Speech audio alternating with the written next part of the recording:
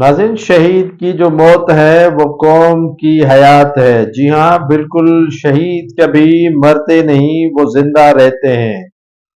سندھ کے علاقے عمر کوٹ کے مقام پر 15 دسمبر سن 1971 کے پاک بھارت جنگ کے دوران دشمن کے ناکوچنے چبوانے والے پاک افواج کے 26 بلوچ رجمنٹ کے شہداء کو خراج عقیدت پیش کرنے کے لیے ان کی یادگار شہداء پر پروقار تقریب منعقد کی گئی۔ شہداء کی یادگار پر شہریوں نے بڑی تعداد میں شرکت کر کے نوجوان نسل اور بچوں کو آگاہی دی کہ یہ ہمارے وہ ہیرو ہیں جو اس وطن کے لیے اپنی جان دے دی، لیکن وطن پر آنچ آنے نہ دی۔